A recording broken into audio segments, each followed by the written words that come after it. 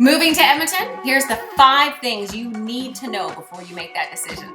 Are you thinking about moving to Edmonton from BC, Ontario, or abroad? Hey, my name is Leanna Martens and I'm a local real estate agent here. I've lived here for 25 years and I know the city very well. So stay tuned. I'm going to make sure you know all there is to know. I post weekly videos about all things Edmonton and all things personal growth. So subscribe so you don't miss a thing. And if you're thinking about relocating to Edmonton, make sure you call or text me, or maybe even email. I'd love to help you out. So with no further ado, this video is going to tell you the top 5 things you need to know before you move here. So number 1, things to do in Edmonton. So I'm going to make an additional video because there's so much. So let's talk food and restaurants. So Edmonton in the last 8 years has really stepped up its culinary scene.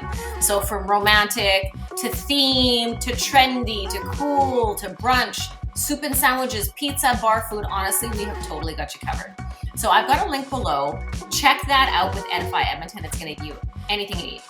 Now, shopping in Edmonton. So we're going to go through best malls, best local, best consignment. So I believe the malls are in this order. So West Edmonton Mall, just because there's so much to do. Southgate is just been renovated, and Kingsway Mall downtown is a third.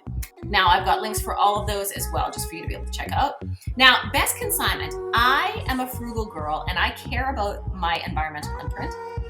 And I care a lot about circular fashion, and I hate wasting money.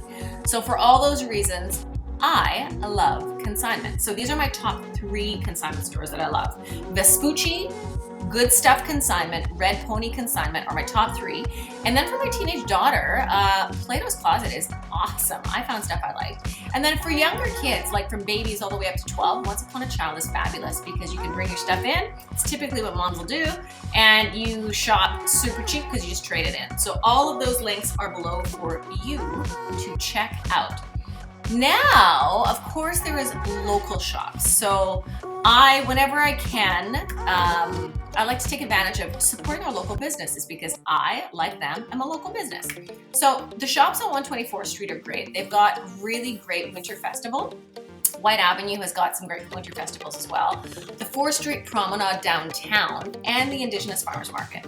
But know whenever you're going to shop local, it's going to be more expensive. And then the trade-off is the quality of the items and that you're supporting local business. Of course, you cannot mention things to do without talking about the River Valley in Edmonton. It is the largest metropolitan river valley system in the world, and certainly the best in Canada. Full of single track, off track, paved paths to run, walk, or bike. So I've got a really great link below. Check out the River Valley Alliance and they will give you all the information you need. Now, of course, Edmonton is Festival City and we have year-round festivals. We've got live music, plays with the Citadel Theatre, a downtown art gallery. We've got amazing exhibits that travel worldwide and come and make a stop here. And the TELUS World of Science is a really fantastic family-centered activity that you can bring your kids to probably until they're about 12 or 13. Let's talk about our sports team. So we do have 2 professional sports teams. We've got the Edmonton Oilers, and then we also have the Edmonton Elks football.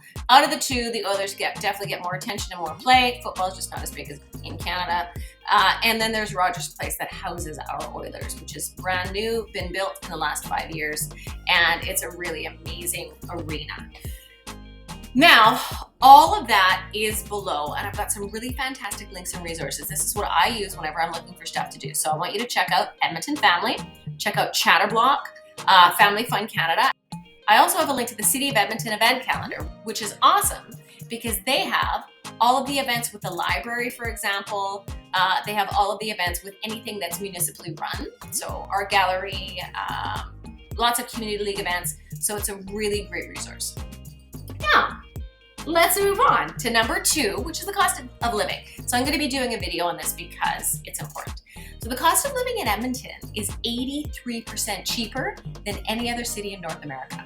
So if you're thinking about moving from Ontario or BC to Edmonton, you're probably considering moving here because our cost of living is cheaper and our real estate values are so much more accessible. So our average home price as of the time that I'm filming this right now in March 2023 is $450,000 for a single family detached home. It's about a 3+1 bed, about 1,800 square feet.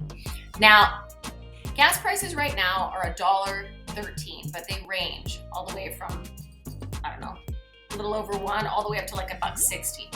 Now, utilities depend on the size of your home. So for the 1,800 square foot home I mentioned prior, I would budget $400 to $500 for utility costs.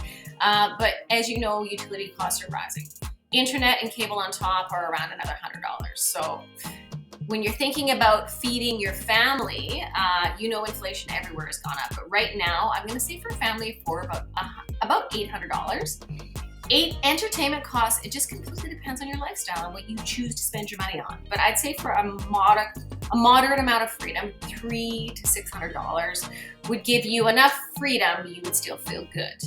So let's move on to number 3. Now this is one of the things that I love most about Edmonton. So the proximity to the mountains and easy, inexpensive travel. So let me give you a couple insider tips.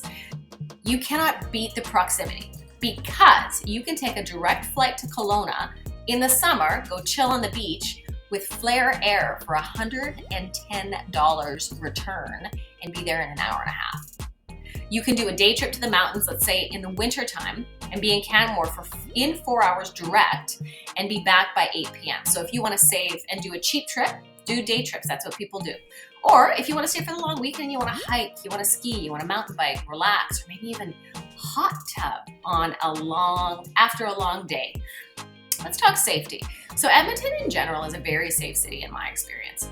We are a city of 981,000 people. So other videos report a much larger population, and that's taking into account the greater metropolitan areas of St. Albert, Stony Plains, Spruce Grove, Leduc, Beaumont, Sherwood Park. But our local population is 981,000, so it's just under 1 million. Any good neighborhood is safe, and the areas to avoid are the inner city, certain in the northeast, certain areas in the southeast, and there's certain areas in the north central that as a family, I would avoid purchasing real estate there. I'll do another video on this in the future. I've added a link for the Edmonton Police Crime Map. Now, please take note because people do this wrong and they freak themselves out. All neighborhoods have crime. So when you're searching, don't freak out when you see a garage theft. Be concerned what you're really looking for is violent crimes, murders, sexual assaults. The good communities all have petty crime, and dangerous communities have drugs and violence.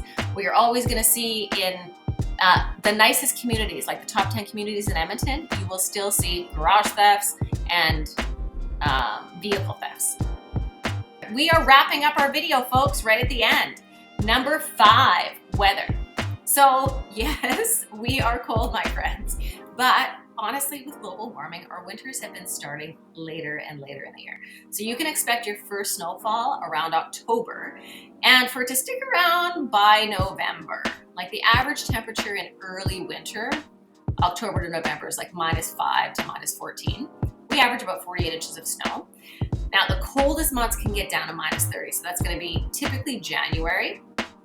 And for those severe cold snaps at -30, they typically last no more than 4 to 7 days. So it sucks and it's shitty, yes, but it won't last forever.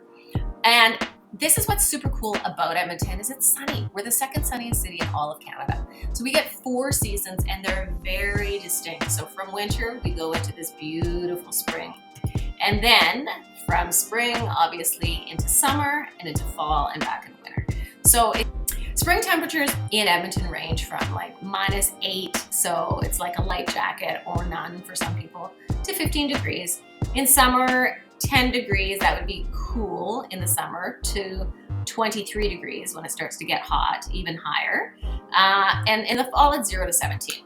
So in the last couple years, with global warming as well, we've had a couple really intense heat waves, and those heat waves will typically come in August, and the same thing. Same is kind of equal to the cold snap where it's like 4 to 7 days.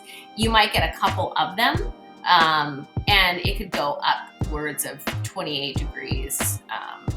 And as long as you got air conditioning, you're gonna be fine. So, thank you so much for watching this video. I hope I provided a ton of valuable information. Don't forget that I've got links below for every single thing that I mentioned. If you like this video, please subscribe to keep me creating for you. If you're thinking about making the move to Edmonton, call me. We'll make sure you know everything you need to know and make the move with confidence and ease. So leave your questions in the comment section, and I will see you in the next video.